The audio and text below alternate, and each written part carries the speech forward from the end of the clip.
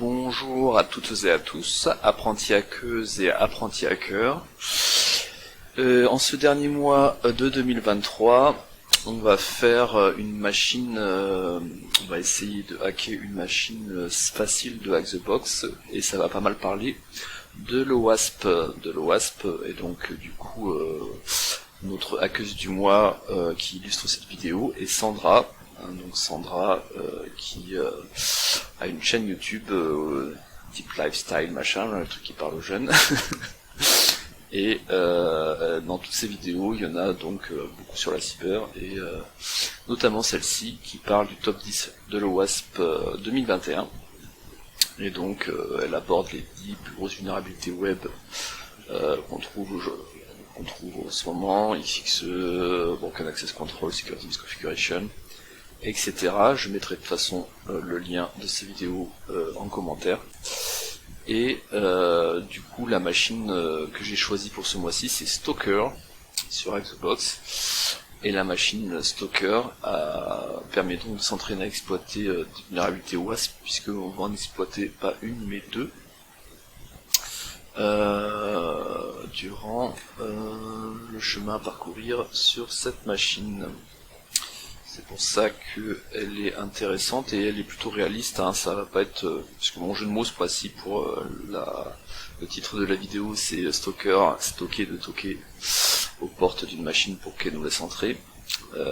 Et je vous rassure, ce sera pas du port knocking qui est pas très réaliste, en tout cas quand on est sur du pen test pour des clients entreprises, puisque les entreprises utilisent rarement du port knocking. Mais là, ça va être un peu plus réaliste. Qu'est-ce que j'ai oublié avant de démarrer? Ah oui, la minute frame. J'ai pris l'habitude de faire une minute frame dans chaque vidéo. Et donc la minute frame ce mois-ci, ça change un peu puisque c'est du RootMe. Et pourquoi je parle de RootMe ce mois-ci? Parce que ça y est, j'ai passé les 10 000 points. Et ce qui est intéressant, c'est que si on regarde dans les stats, j'ai commencé il y a environ 10 ans, enfin quelques mois après. Si on arrive à choper le premier tchal que j'ai fait, j'imagine que c'est genre HTML, le code source là, j'ai du mal à toper le truc, je sais pas si on peut zoomer là-dessus, mais bref, globalement j'ai commencé en octobre 2013, donc ça fait 10 ans, ce qui fait 1000 points par an. Et si on regarde, c'est marrant aussi puisque j'ai pile poil résolu 350 challenges en ces 10 ans, et donc si on estime qu'il y a environ 350 jours par an, ça fait genre un challenge résolu tous les 10 ans. Tout ça pour arriver 168ème aujourd'hui, ce qui est quand même un peu... il y a quand même une petite différence de classement par rapport à... mais pas si grosse finalement, à Hack the Box, puisque sur Hack the Box maintenant je suis combien en ce moment? Tenflow, je suis là, je suis 46ème, donc bon, il y a juste une centaine de places d'écart, qui s'explique aussi parce que aujourd'hui je passe plus de temps, enfin ça fait quelques années maintenant que je passe plus de temps sur Hack the Box que sur RootMe. Même si RootMe est très chouette, j'aurais pu choisir du coup une machine RootMe pour fêter ça, pour fêter les 10 000 points, mais il n'y a pas de retired, il n'y a pas le système de retired sur RootMe, donc on peut pas publier de write-up sur les challenges RootMe qui rapportent en permanence de points, contrairement à Hack the Box où au bout de tant de temps, le challenge est retiré et ne rapporte plus de points. Donc j'avais fait quelques vidéos au début d'ailleurs de Hacksize sur des machines RootMe, mais c'était plus des machines qui ne rapportent pas de points dans le CTF All the Day. Voilà pourquoi aujourd'hui on va s'atteler à poney Stalker. Donc Stalker, comme à chaque fois, j'ai déjà commencé pour gagner du temps à faire le scan Nmap. En vrai, si vous avez l'habitude de Hack the Box, vous voyez que c'est le vieux scan que j'ai dû faire à l'époque quand je l'avais poney le 15 janvier, puisque c'est une machine qui date du début de l'année 2023. Et donc du coup quand elle est encore sur le mode compétition, elle a pas la même adresse IP que une fois qu'on est sur les machines retired.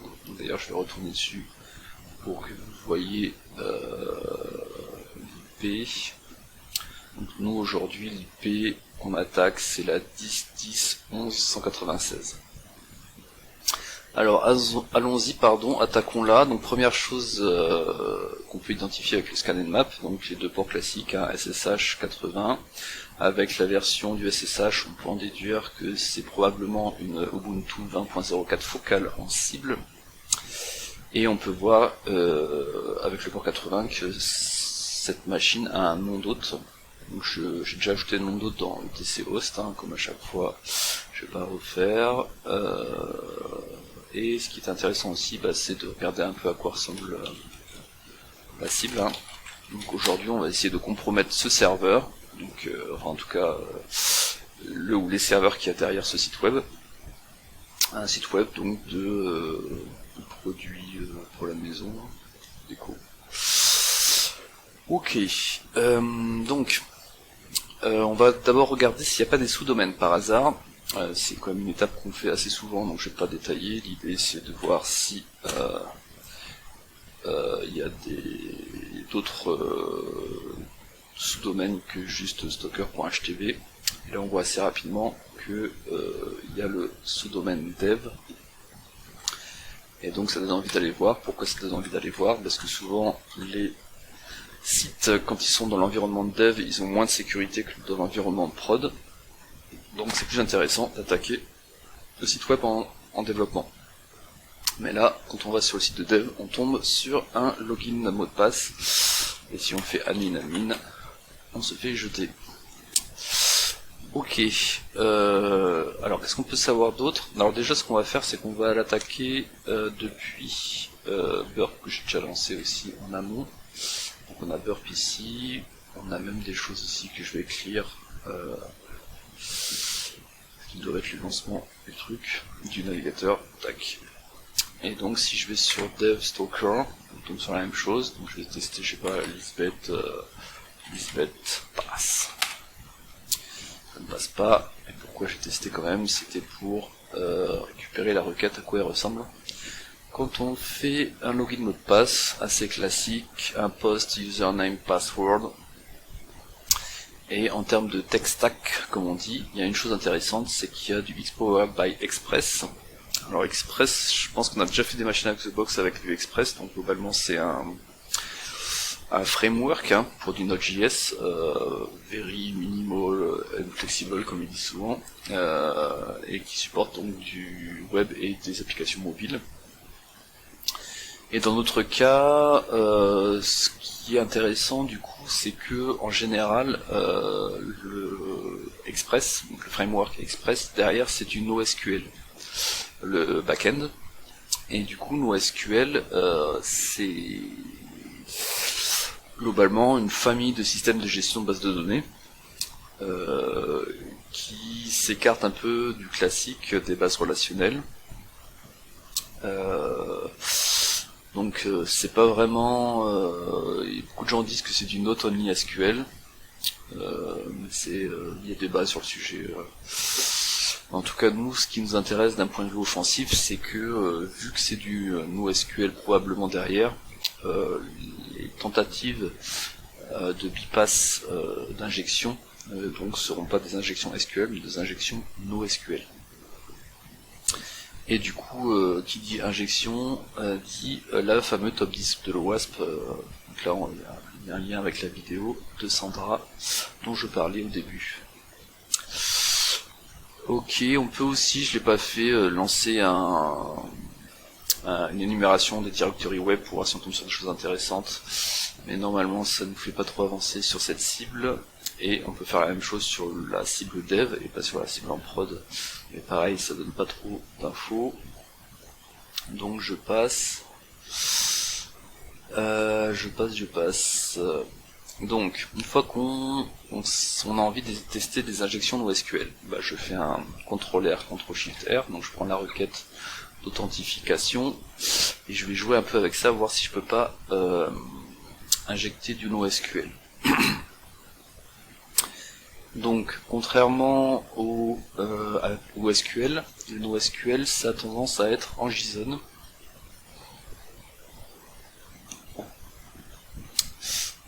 Du coup, on peut tenter de voir si, là je suis en classique, en URL encodé, de voir si le JSON est accepté par le serveur. Donc je remplace application x-form wform URL encoded par application JSON, et je transforme les paramètres post classiques en du JSON. Donc le JSON, je pense que vous connaissez, mais globalement ça ressemble à ça. Donc c'est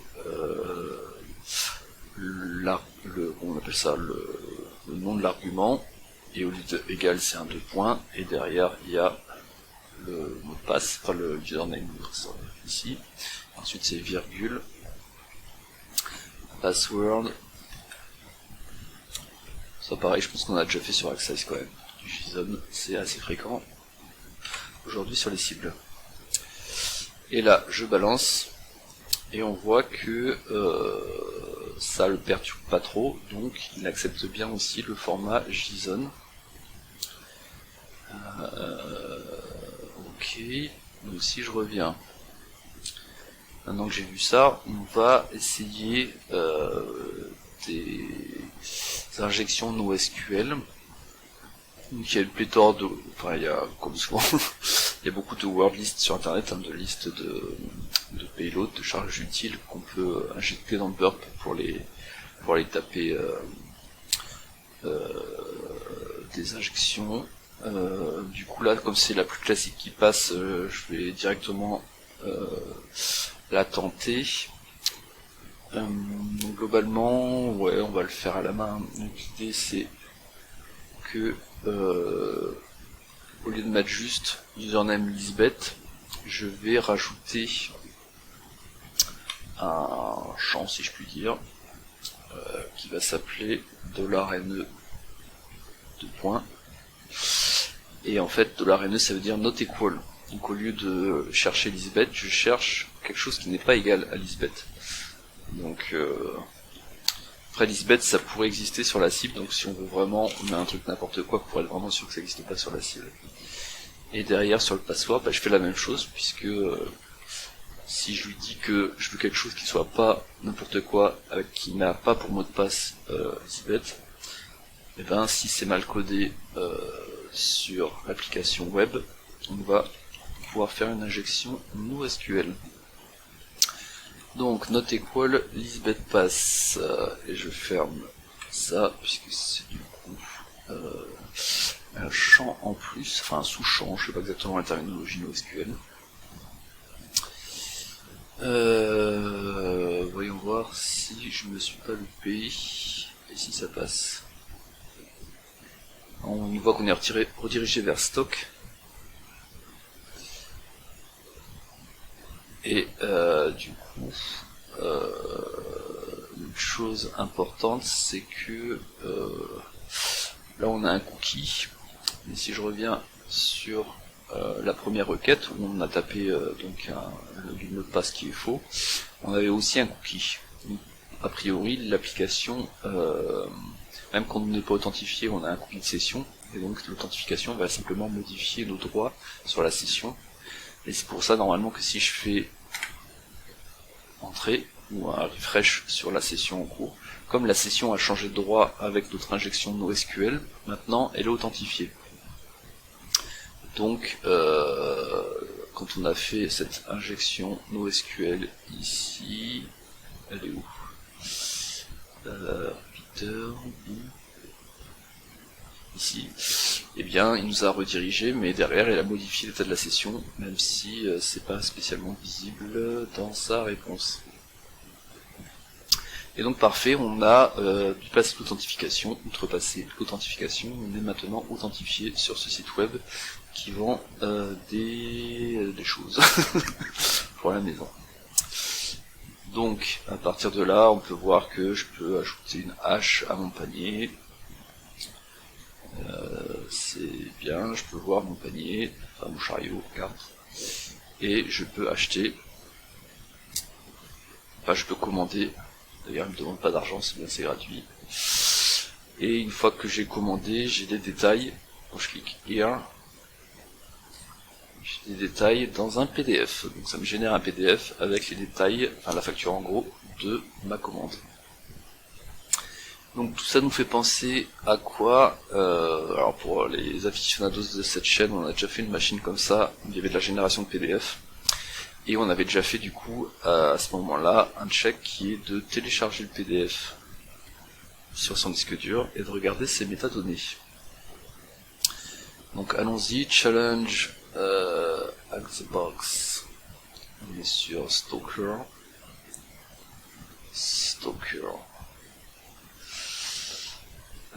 celui-là. Docker. Save. Donc je l'ai téléchargé dans le répertoire courant de notre machine. Donc là on a le résultat du scan and map et le fameux PDF qui passe pas tout de suite. Pourquoi? Parce qu'il doit y avoir... comment c'est branlé sur Chrome?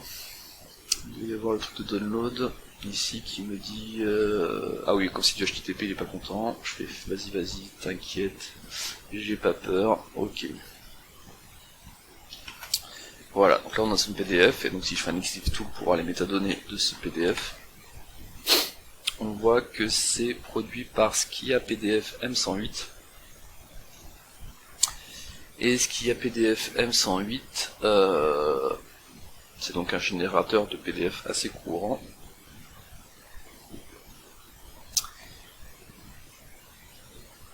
Et alors avant d'aller chercher petit tips qui peut servir après, bon ça dépend de votre ordre de test, mais en tout cas en général quand on fait des tests, on vérifie un truc, c'est on essaie d'envoyer une requête foireuse. Donc si je reprends, je vais plutôt prendre la requête où il y avait plus de paramètres, voilà celle-ci, donc ça c'est la requête quand une fois que je suis connecté, j'ai ajouté au panier la axe là, donc la hache.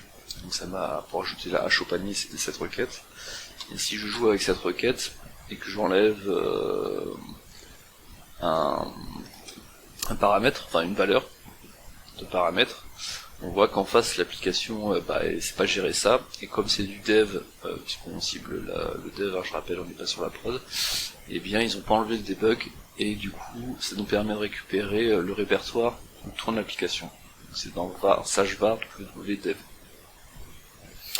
Donc donc ce test là, ça dépend, des fois on le fait en avance de phase, des fois on le fait quand on cherche à obtenir justement une génération d'erreurs pour savoir où c'est. Et donc ça s'appelle un FPD, je crois, Full Path Disclosure. Donc le fait d'afficher donc le répertoire tourne l'application. Ok, donc si j'ai fait ça, vous vous en doutez, c'est que derrière on va en avoir besoin. Mais dans un premier temps, donc si on cherche sur un moteur de recherche, pas forcément Google n'est pas toujours votre ami, mais peu importe, en tout cas vous allez tomber sur cet article. Donc si on fait une recherche sur le fameux Skia PDF, si vraiment vous ne croyez pas, je peux le faire, donc si on cherche ça, tac, alors par défaut là-dessus ça va, c'est du DuckDuckGo, on cherche l'exploit, on cherche pas juste à utiliser ce truc, exploit, voilà, on tombe directement sur cette page. Et donc sur cette page, ça explique un peu le concept de server-side XSS. Donc on arrive à notre deuxième vulnérabilité du top 10 de l'OWASP, la XSS, grand classique qu'on a exploité de nombreuses fois sur ce site Acksize, sur cette chaîne Acksize, mais ce coup-ci la différence c'est que ça va être server-side. Server-side en français c'est côté serveur. Et donc l'idée c'est que en général quand on a une XSS, c'est qu'on injecte du code dans le navigateur client de l'application, donc on va essayer de cloner le client. Mais là, comme la génération du PDF, en gros quand on sème la graine de ce qui est utilisé pour la génération, et ben derrière on a peut-être le contrôle sur la suite. Et là c'est ça, c'est que le PDF est généré par le site web, enfin le code du site web. Du coup, si on arrive à avoir du XSS dans cette génération PDF, eh bien c'est le site web qui est client, et c'est plus le navigateur de quelqu'un connecté au site web. Et donc potentiellement on peut exécuter du code JavaScript sur, enfin du code HTML en gros, sur le site web. Et ça va nous servir, vous allez voir. Alors du coup, si on descend dans l'article en question, il donne des exemples. Nous on va utiliser par exemple le premier, on va pas s'embêter. Tac. Alors, où c'est qu'on utilise ça? Du coup là je reviens sur le PDF généré, si j'y arrive. On va le faire comme ça, tac. Ça je ferme. Ici on voit donc le PDF généré, il y a différents champs qui sont affichés. Donc là l'idée c'est que on va injecter ce code qui écrit test. Donc en gros on va voir si il interprète le code qu'on injecte et qui met test au lieu de ce qu'il doit afficher, puisqu'il écrit test au lieu d'écrire ce qui est censé dans la facture. Donc si on reprend la requête dans laquelle on a injecté, on en a plusieurs. Donc là le truc le plus évident, bon, ça pourrait être les autres, mais là le titre ça donne envie puisque c'est assez simple, il y a juste à mettre ça. Après du coup la problématique on va tester, mais je pense qu'il va pas être content. Voilà, bon déjà il est pas content parce que j'ai pas de prix, donc je remets un prix. Et il est toujours pas content. Unexpected token X. Voilà, c'est ça. Je pense que ça le dérange. Pourquoi? Parce que du coup on a cassé, d'ailleurs ça se voit avec les couleurs du parsing de burp, on a cassé la syntaxe JSON. Donc là il faut mettre un backslash avant tous les double quotes, tous les guillemets qui sont présents dans ce qu'on veut injecter. Sinon on casse la syntaxe de la requête et ça risque pas de marcher. Donc là on est tout vert, donc je pense que on est bon, voyons voir. Parfait. Donc il nous renvoie un order ID. Si on regarde le proxy, comment ça marche l'appli là, globalement on voit ici que l'order ID ça correspond à ce qu'il y a ici. Donc on peut le savoir parce que si on prend celle qui a fonctionné tout à l'heure, bah, c'était 65 machin, c'était ce qui était là. Et donc dans notre cas, c'est plus 65 machin, mais c'est 65 trucs. Donc je remplace, je clique, et parfait, on voit que ça affiche test. Donc en fait, il y a bien une injection de code HTML, et donc, enfin code JavaScript même, et du coup, au lieu d'écrire sa facture, et ben il a écrit ce qu'on lui a demandé d'écrire, document write test. Parfait. Donc maintenant qu'on a fait ça et que ça fonctionne, si on revient sur l'article de Actrix, on voit qu'il y a un paquet de payload, on peut faire une base d'exclosure, ça va déjà, on peut essayer de lire des fichiers, de faire du SSRF, faire du port scan, il y a pas mal de possibilités. Donc nous, dans notre cas, ce qui va fonctionner, c'est la lecture de fichiers en effet, donc le file read qu'il peut y avoir si je clique ici, et ça peut marcher de masse, c'est ça. Du coup, allons-y. Donc, je vais prendre cette requête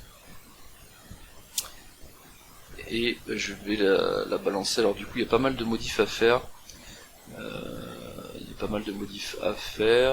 Globalement, l'idée c'est que il faut que ce soit déjà sur une ligne et il faut donc faire sauter toutes les guillemets. Est-ce que j'ai un moyen de le faire rapido? Regardez.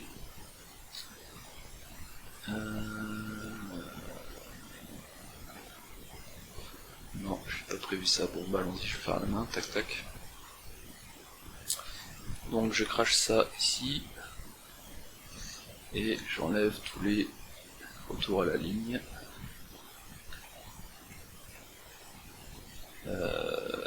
C'est là.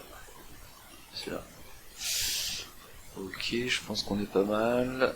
Il faut mettre devant toutes les guillemets, genre ici, un caractère d'échappement.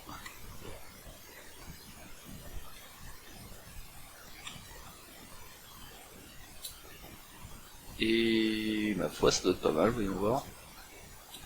Send.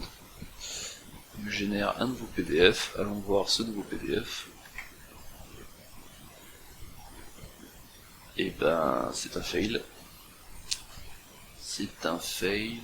Qu'est-ce qui va pas?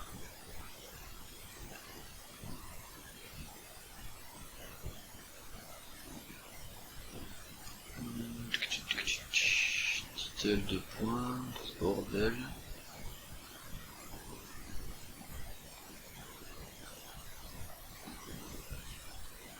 Quatre CB.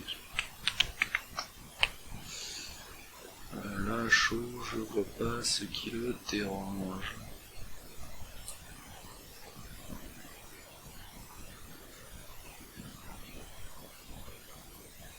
Alors ce qu'on va faire, c'est qu'on va faire on va prendre une autre payload qui est plus simple. Est-ce qu'elle est là-dedans? On va prendre celle-là. Tac. Sur une ligne, au moins, on a moins de risque de se tromper. Je sais pas trop pourquoi là ça passe pas. Et là, il n'y a même pas de double quote à virer. Beaucoup plus simple. Bim. 4D0. 4D0. Ah, c'est mieux. Celle-là, elle passe bien. Ça affiche bien le contenu du fichier TC Password. Par contre, on n'a pas en entier et tout. Donc bon, là, après, c'est plus du dev, entre guillemets. Hein, donc, quelle est la meilleure requête à faire pour afficher ça de manière propre. Et pour vous la faire courte, ce qu'on va faire, c'est qu'on va prendre... On va pas être loin de la requête qui marchait pas là. En fait, on prend celle-ci. Bim. On va ouvrir un mousepad, ça sera plus clair. Bon, un mousepad. Tac. Donc, je prends cette requête et du coup, je vais juste virer le B2A. Hop. Hop. Et ensuite, donc il faut escaper tous les double quotes. C'est contrôleur, ouais c'est ça.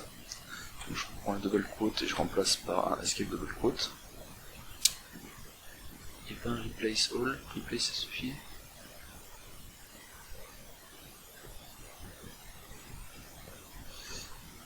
Ok. Et ensuite on va virer tous les espaces. Tac tac, voyons voir si ça passe. Tac. Je suis... Hop.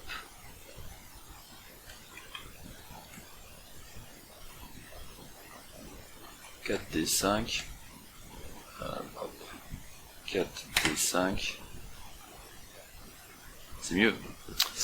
On a le fichier plus gros. Alors du coup, pourquoi le B2A en virant ça marche mieux?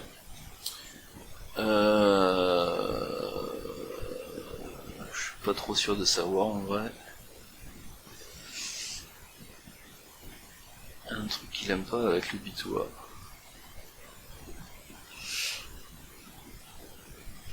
Et là, la problématique en plus, c'est qu'on a toujours un truc pas si propre que ça, puisqu'on n'a pas les retours à la ligne.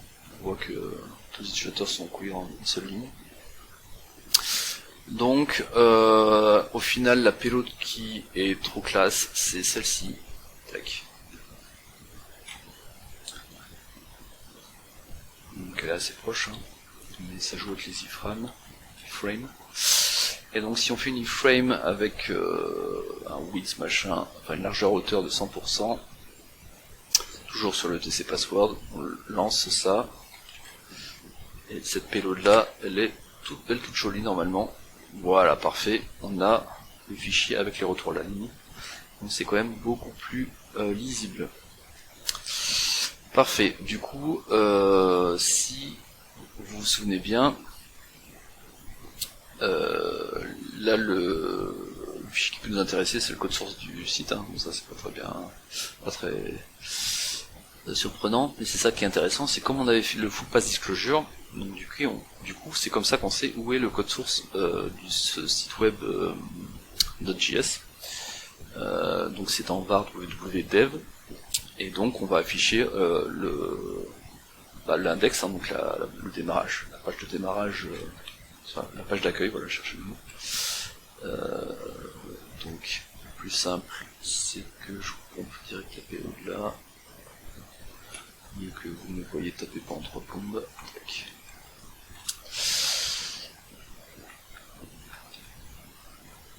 Donc là, je fais un document write comme tout à l'heure, mais j'affiche var wdev index.js, qui est donc la page d'accueil normalement de cette application .js qui tourne sur ce serveur en dev. Et là on voit tout de suite un truc intéressant, c'est une URI pour se connecter à une base de données MongoDB. Et donc on voit que c'est utilisateur dev et mot de passe higher passphrase are pretty secure. Cool. Donc il ne reste plus qu'à tenter ce mot de passe en SSH, comme souvent l'utilisation de mot de passe, bon ça pour le coup C'est souvent sur Axebox, mais c'est aussi souvent dans la vraie vie. Le nombre de fois que les gens, ils ont pas d'imagination, ils réutilisent des mots de passe partout en se disant nos problèmes. Du coup, SSH, donc on a dit c'était dev, hein. @stalker.htb, et le mot de passe, il est ici, je viens de le taper.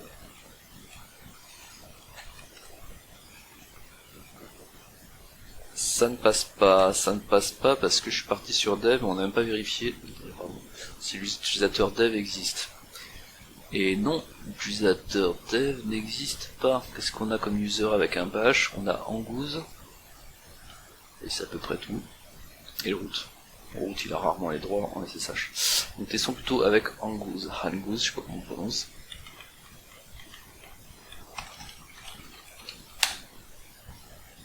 Je sais plus si je l'ai dans le clipboard, si c'est bon. Parfait, on tombe sur une connexion SSH valide, et donc on a le premier flag utilisateur. Donc première étape réussie. Deuxième étape, c'est simplement afficher le flag root, et évidemment on n'a pas les droits puisque on est connecté en tant que Angoose qui n'est pas root. Donc à partir de là, c'est assez classique sur les machines Axebox, c'est-à-dire que si on fait un sudo-l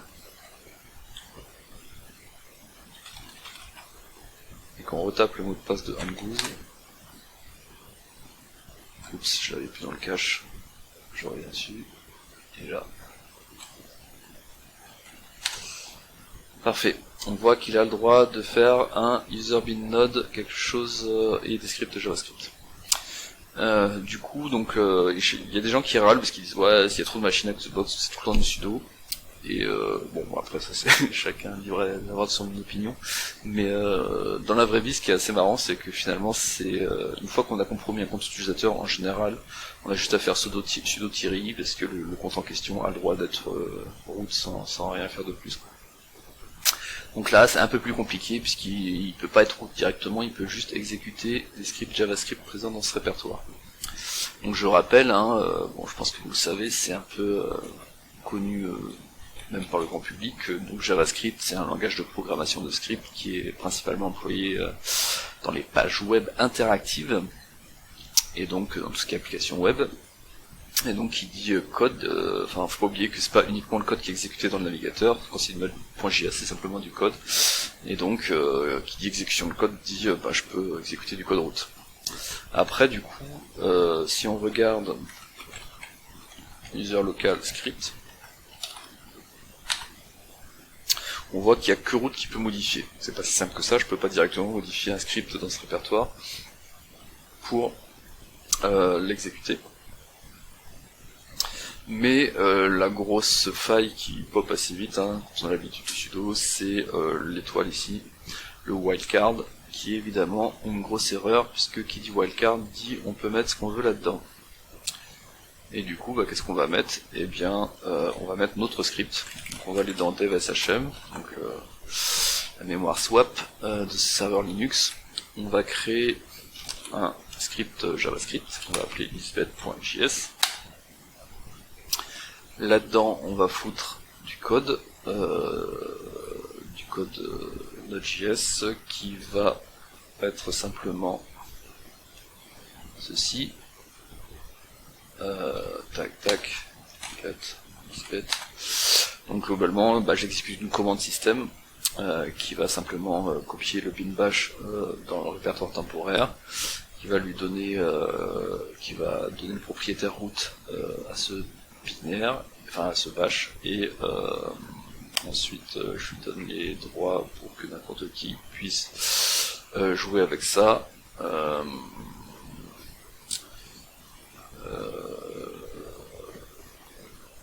Et du coup on va se retrouver avec un binaire bash avec les droits root puisqu'il aura le statut ID. Donc, pour l'instant il n'existe pas, je vous montre ici, pour l'instant il n'existe pas.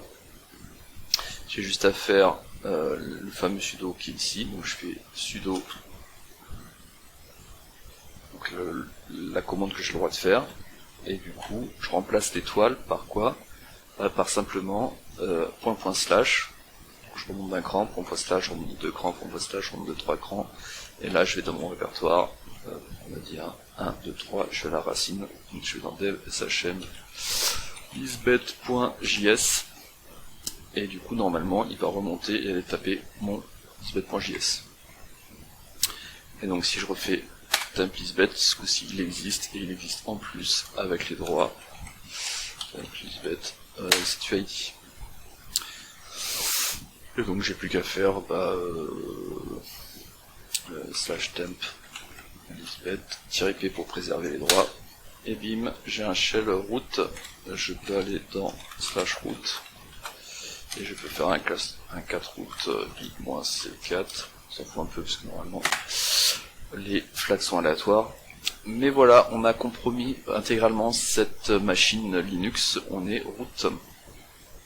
Et donc on a fini cette machine out of the box. Alors, qu'est-ce qu'on peut rappeler d'un point de vue Blue Team? Pourquoi on a pu la poney? Alors bon, sur cette deuxième étape c'est facile, hein, faire super attention à sa configuration sudo et ne pas mettre d'étoile de windmark pour autoriser trop de choses. Sur la partie base de données, ne pas réutiliser le mot de passe, hein. Le mot de passe de la base de données ne doit pas être le même mot de passe que le compte Windows. Ne pas laisser de mot de passe en clair dans le code, plutôt utiliser au pire des condensats, des hashes, au mieux charger les variables dans le type d'environnement en amont. Qu'est-ce qu'on oublie? Tac, et donc l'injection NoSQL du tout début. Donc ça c'est au niveau du code, corriger le code pour empêcher l'injection NoSQL. Donc si on regarde d'ailleurs, si on regarde le code en question,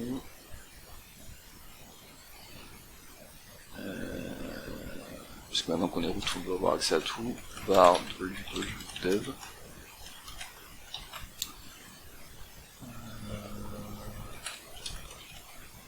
.js.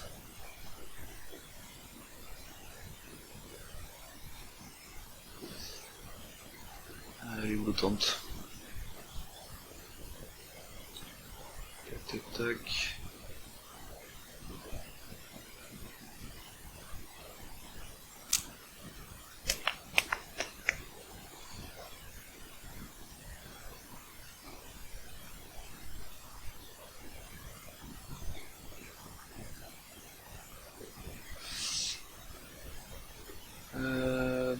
Boum, API machin. Tac.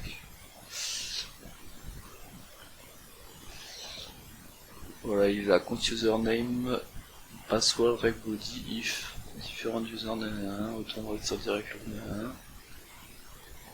user find one. Donc là c'est là le problème, c'est que du coup il y a un find one sur username et password, et du coup si on peut dire que username c'est not equal username et password not equal password, et ben ça passe. Mais c'est mieux expliqué, enfin, je dirais pas dans la vidéo de Sandra, parce que Sandra, il reste générique sur les top 10 de l'OWASP, mais si vous allez sur le site de l'OWASP, vous aurez une meilleure explication sur les injections NoSQL. Voilà, allez, je suis pas plus long, je vous souhaite de bonnes fêtes de fin d'année, et je vous dis à l'année prochaine pour faire un pas de plus vers le niveau hacking de Lisbeth Salander.